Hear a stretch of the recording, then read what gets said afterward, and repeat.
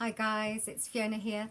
I just wanted to come on and talk to you about, I was talking to a lovely friend of mine this morning, and I just wondered how many of you have actually dealt with something called the universal surrogate. Now, if this doesn't sit with you, just ignore it and just ignore this. And yet if it does sit with you, I just wanted to talk about it with you. The universal surrogate is somewhere where one time we were pledging and swearing to never stop until we had healed every single one, every single person, every single being in the entire universe. And that pledge was for eternity. So if we look at eternity, that's forever and ever. Okay. In fact, somebody said eternity is a long time, especially towards the end, which really made me laugh. I think it was Woody Allen, but we won't go there. Anyway, yeah, so the universal surrogate was for eternity. So we pledged never to rest and never to stop until we had healed the whole universe of all the pain and suffering. So if you become aware of that, that is pretty full on. So for years, I was always thinking I was never doing enough, I was never being enough, I had to do this, and I was keeping myself constantly sort of haranguing myself because I wasn't doing enough. And I realized a few years ago when I came across this tool that actually I had been such a huge part of that, sort of pledging my allegiance to the universal surrogate, you know, to take on everybody's stuff and never rest until I'd kind of cleared it for everybody. So if that sits with you, you can actually just clear that right now. So everywhere that you bought that pledge for eternity, forever and ever, in this lifetime, all other lifetimes, all other time, space, dimensional realities, would you be willing now to clear that, to give it up, to cancel, nullify, and release that now, please? Yeah, just let it go. When you're aware of it, you can let it go, and it frees you. And my whole life changed when I actually cleared the universal surrogate. Because when somebody comes in front of you, you know, when we've got this awareness, when we realize just how aware we've been, you know, some people call awareness psychic ability. Everybody's aware. We've just got different levels of it depending on how much we've worked towards being fully aware or psychic. But psychic is just being fully aware. So when somebody comes in front of you, I mean, this is what happens with me. I get a download of everything that they are, everything, all their energy and everything about it. And you and I both know that, you know, as part of that universal surrogate, we'd want to dive in and to heal them and to tell. Of course, it's none of our business. And that's another thing. One of the biggest things I ever learned was to mind my own business. It's not for me to say anything to anybody about sorting something out. Even if I get a whole download about them, that's not my information. It's just my awareness that gives it to me. No, just let them be, honor them to have it. If they ask you a question, well, that's a different ball game, of course, or they book an appointment with you. So the universal surrogate locks you in to that pledge that you made a long, long time ago. And when you release it, you can just let it go. Just be aware of it, own it, and then let it go. You can do that very, very simply. And yeah, it completely changed my world when I released it. So I just knew that whoever came in front of me, I might have been aware of stuff about them, but it was none of my business. It was nothing to do with me where they were at. We just happen, as very aware beings, to be able to just pick up and tune into people. That's all. And also as an empath, you pick up everything. And what I realized with the empaths, two things with the empaths, our physical body begins to take on, literally on a physical level, all that stuff that we keep picking up from people, we keep picking up. My body totally changed shape and I lost weight when I started to release all the energies that weren't mine, but I'd bought as if they were. So that's another awareness. The other aspect of the empath, the gift of the empath, is the fact that we've got the ability to choose the frequency that we want to be on in an instant, we can access dolphin energy, dolphin frequency right now, the joyful energy of the dolphins. Invite it, there it is. Welcome it in.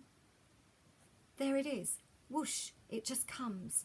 So as an empath, you've got that ability, but so many empaths, they look at the empath as not being as a gift. They look at it as being something almost that's wrong or so hard to deal with. No, once you know how to work with energy functioning as an empath, you start to release, you start to let go, your body change shape, and immediately, sooner, faster, quicker, you can become aware of, oh, that's not mine. Who does that belong to? You can return it. And you can start to work with your body by releasing all the energies of that, as an empath, of where you've locked it in as a conclusion reality into your cellular level, right the way down to the quantum. So as you begin to release, you begin to become more of yourself. You know, there's really nothing to fix or heal or sort out. There's just things to become aware of and let go of, so that you become more of you. You already are you. It's just like the unfolding of a petal, the unfolding of the petals of a flower. You don't have to, you're already whole, that there's nothing separate from you other than your choice to be separate, to keep yourself separate. You actually right now have oneness. Right now you are at one with the entire universe. You can't not be. And yet we choose to stand separate or segregate ourselves through various things that have happened to in our past, or if we feel that we need to go on the defensive or something. So also, I'm whizzing around here and I'm just following the energy, so bear with me. Allowance, allowance, allowance. Allowance is when you go into your heart, where you can go into oneness, where you go beyond the polarity of this kind of polarized reality at the moment here on Earth. I mean, the Earth, this is the 3D world. It is light and dark, good and bad. It is that polarized reality. That's why we're in physical matter and spirit. That's part of the deal we made when we came here. And yet when we take our spirit and we step out of the conflicting realities of that duality, that's when we can actually create the possibility to change something. That's when we can actually create something different. As long as we're locked into right and wrong, good or bad, resisting and reacting, aligning and agreeing, we're part of the issue. So, you know, you can have that differing of opinion with someone, and you can get into loggerheads with each other, and yet then you become part of the issue. So what if everybody's perception on this planet right now is exactly where they're at, and it's their right to choose it, even if you don't like it, even if you don't enjoy it. But the more you defend, explain, or confront, those three energies are of justification. They're you trying to prove to yourself that you're right. And what if there's no right or wrong? What if there's just pure choice with every single person on this earth? I don't agree, really. There's a lot of stuff going on this planet at the moment that I want to see gone, that I want to see rid, right? And yet by anchoring up against it doesn't really do much energetically. I know that there are people on the ground level that are doing an incredible amount of work for freedom of choice, etc., etc. And yet energetically is what I'm talking about. From an energetic point of view, the only way to create real change is to be the space of another possibility. Also trust yourself. Trust yourself. Please, please, please. Trust your knowing. Trust your knowing. And also, I keep getting, you know, years ago I kept getting this practice presence of being, practice presence of being. The more we can just be who we are, being, rather than doing at the moment. A lot of you are feeling really bad that you're not doing this and not doing more in your projects and creativity. What if just nurturing and nourishing yourself at the moment is good enough? It's okay just to take care of yourself at the moment. And a lot of you find that very selfish to take care of yourself at the moment. And you have to go through the desert of, you know, really feeling very selfish. But what if you taking care of you first is then enabling you and your energy to be more of a contribution to what's going on out there? Whatever you're watching and listening, follow your knowing. Follow your knowing of what you're watching and listening to. Is it raising your energy, or is it adding to the densities of the earth? And I'm talking about on YouTube. Whatever you're watching, you know, a lot of us know what's really, really going on at the moment. It's almost like there's two different types on the planet at the moment. It's the ones that are in the know, and the ones that are still for what I'm going to say asleep.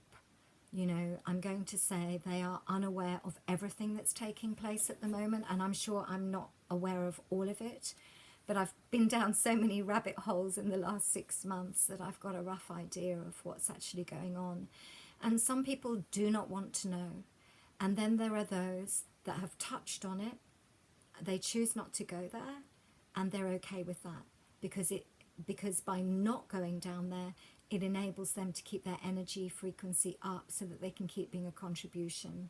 I'm the kind of person that I've got to dive down every single rabbit hole, and then I can go into that oneness, go into that space of consciousness, and that actually allows my consciousness to expand, even though some of the things that I've heard and read and looking at don't seem expansiveness, but I'm actually opening up to another level of consciousness when I do go down there, and then I can bring that into the oneness from my heart and be a loving contribution. I hope that's made sense to you.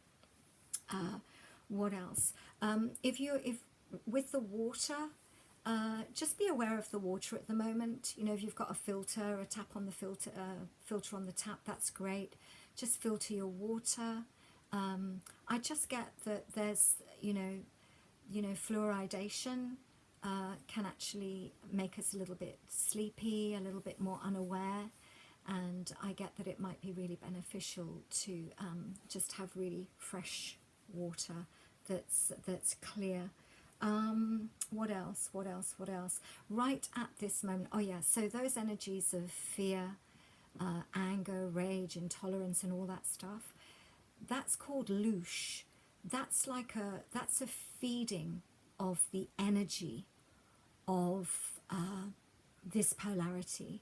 So please be aware that you are feeding an energy into the collective consciousness when you're doing that. So does that contribute or not?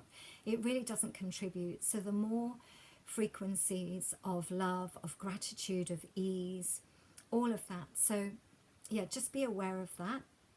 And one of the things I do is yeah, anyway, that'll be in another video. I wanted to keep this short and sweet. Trust yourself. Every moment you've got another choice. If you go down, whoa, and it's heavy, just you've got another choice to choose something different, sooner, faster, quicker. I'm opening up my books again for next week for my online one-to-one sessions. If you want to know more about that, then let me know. And I've got a sliding scale now for those of you who are financially challenged at the moment. I will hear from you, and I'll get on here again soon. Bless you, and just follow your own knowing, and that's all the contribution you can be and are. Blessings.